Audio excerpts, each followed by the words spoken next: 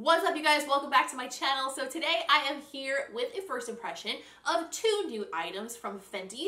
We have the Fenty Moroccan Spice palette. This is actually the first eyeshadow that I'm ever using from Fenty, aside from the liquid eyeshadow that I did in my last Fenty review. If you haven't seen that, I will link it here on the screen.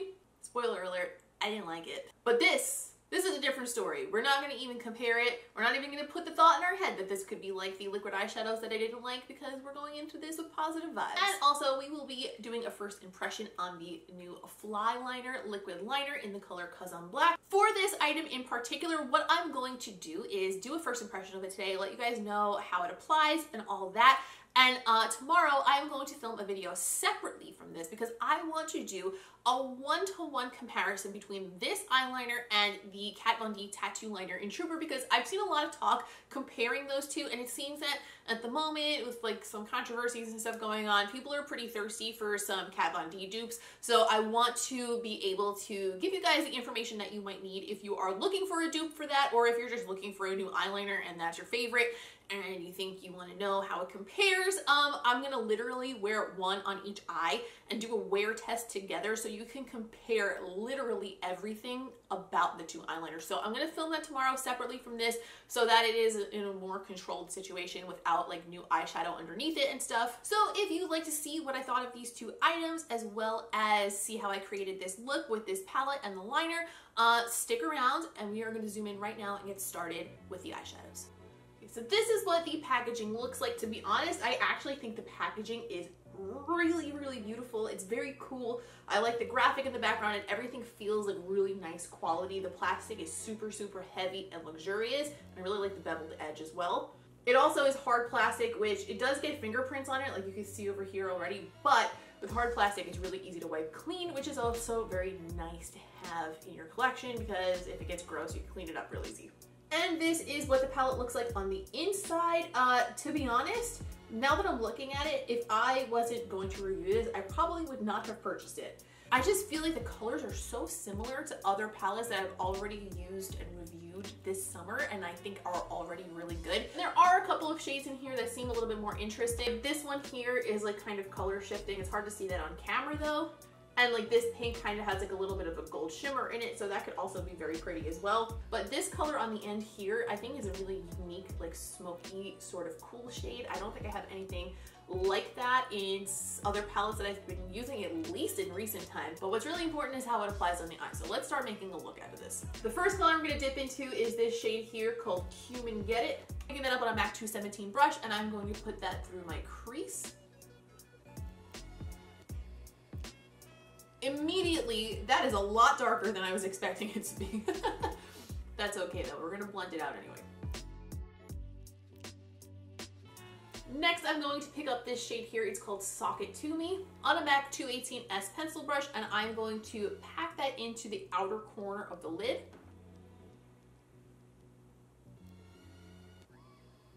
So far, I'm applying that dry, which you guys know I don't prefer doing, but it is giving me a ton of pigment without even wetting the brush, so that is quite impressive.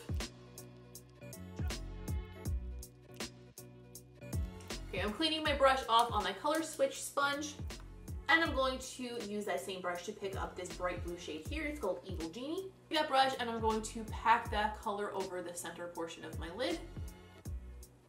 These shimmers are applying insane for dry, like insane, crazy, bananas, amazing. Also worth noting, I'm getting zero fallout, none, not even a little bit. Okay, clean that brush off again, and I'm going to go into this duochrome shade here called Casablanca, spelled with a money sign. Using the same brush again because it seems to be working really well with these shimmer shades, so why mess with perfection? And I'm just gonna put that on the inner portion that we left open. How is this possible? How are these giving me so much color payoff? I'm gonna bring that color over the other blue a little bit because that way the color shift kind of shifts green, and that way they blend together more nicely. Shooketh. I don't even use that word, but I am. So I'm going to go into this shade here called Quicksand, and I am going to just use a BH number 7 brush, which is a very small blending brush, just to kind of brush that through the crease and just warm up that shade. I think that looks really nice with these types of colors, and it just kind of makes it a little bit more flattering and makes the blend a little bit more seamless.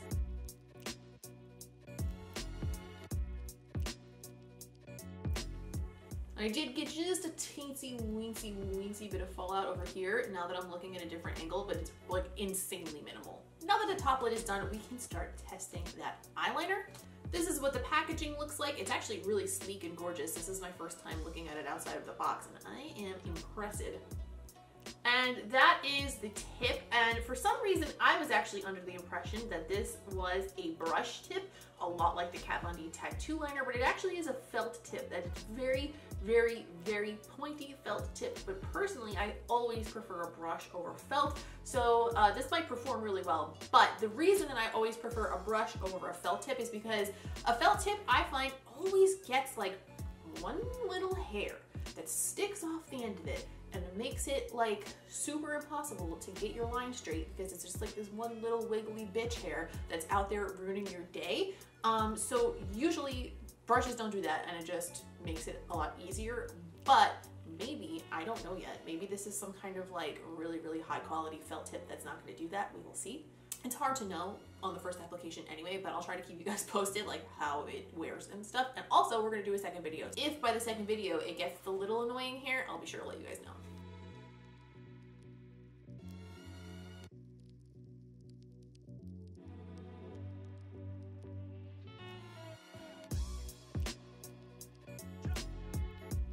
Okay, so my first impression here is it goes on very easily. It's definitely dark. It's definitely very matte.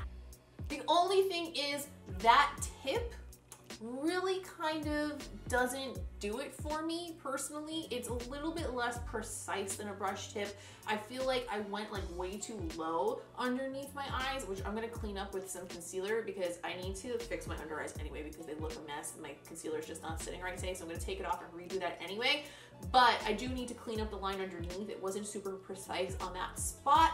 And I feel like it's got like a little bit of like a wiggle in the line over here. And that's not to say that like I'm some perfect god who puts eyeliner on perfectly every time, but like generally speaking, if you guys watch my videos, you know like when I use a brush tip applicator on an eyeliner, literally I do my whole winged liner in like 2 swipes. So for me, this is a little bit more difficult than the brush tip type applicator that I'm used to, but it's not terrible. There's nothing wrong with it. If you like the Stila one, you're probably still gonna love this. I just personally definitely prefer the brush. I went ahead and cleaned that up a little bit and sharpened underneath the eye with my concealer and all that. Cleaned up my concealer because it just needed to be done anyway, because it was like, I don't know if I'm just getting old or if I need to find some sort of other powders or something underneath my eyes. I don't know, just nothing's been sitting right under there lately. I don't know what the problem is. For underneath the lower lash line, I'm going to go back into Quicksand. This time I'm picking it up in a MAC 217, and I'm going to lightly blend underneath the eyes with that.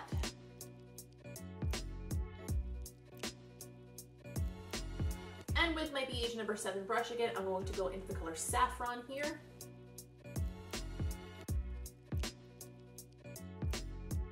I'm going to pick up a little bit of this antique goldish color here called Marrakesh, kind of like Marrakesh but with weed involved. And on a Sigma E30 pencil brush, I'm going to pop that on my inner corner to brighten it up. Holy shit, that's really intense. Good Christ. Wow, I did not see that coming. Damn. Wow. So I went ahead and popped on some lashes, surprise, surprise, House of Lashes Juliet, and I threw on the Fenty Beauty Gloss Bomb. I figured a nice nude gloss would look good with this look, and why not keep it all a whole Fenty face, you know what I mean? So after using the palette, my first impression is that, wow, the quality is way above what I was expecting. The shimmers are some of the first shimmers that I've enjoyed without them being wet in a really long time. They are unbelievably rich and pigmented without adding any Fix Plus to the brush, and they don't really have much fallout. I was really unbelievably impressed with the shimmers in this palette.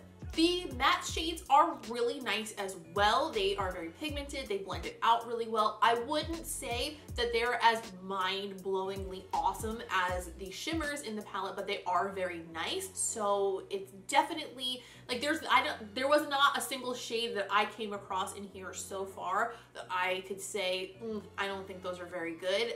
Literally everything performed pretty much perfectly. What I would like you guys to keep in mind is that this is still in color, very similar to a lot of other palettes that have come out on the market recently. Specifically, I would say it's really close to the Alamar Reina del Caribe palette.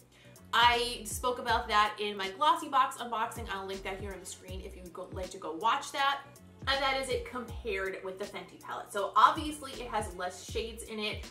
The Alamar palette, you do have to use the shimmers wet. They specify that in the palette itself. They work really beautifully, but you do need to wet your brush for sure. So the price on the Fenty one, I think, is pretty justified given the quality of it and given the packaging of it and how many shades you get, because there are 15 shades in the Fenty palette as opposed to only 8 in Alamar, so it's almost twice as many.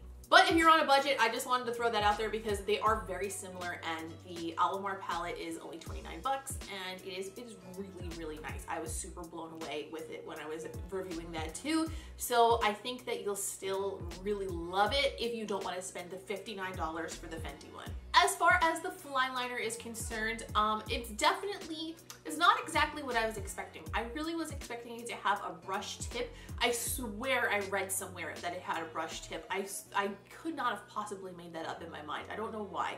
But I do still think that a lot of people are going to be comparing it to the KVD Tattoo Liner, so I'm still going to do the video where I compare the two of them and run a wear test in that. It is $20, exactly the same price as the Tattoo Liner, and I believe around the same price as the Stila Stay All Day eyeliner, which is also extremely similar to this.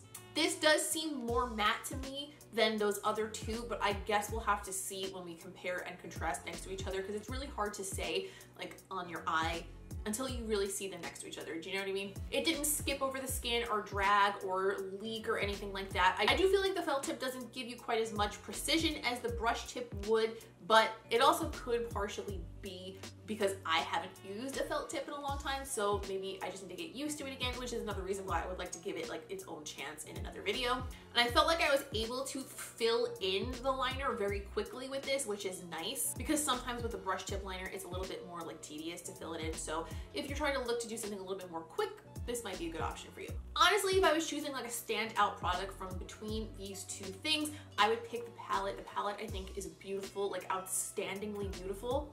And I'm really confused actually, because as I was kind of researching this video a little bit before I sat down to film, I noticed that a ton of the videos that popped up had people like holding it with their thumb down, and I'm confused because I literally can't think of a reason to think that this deserves a thumbs down in any way.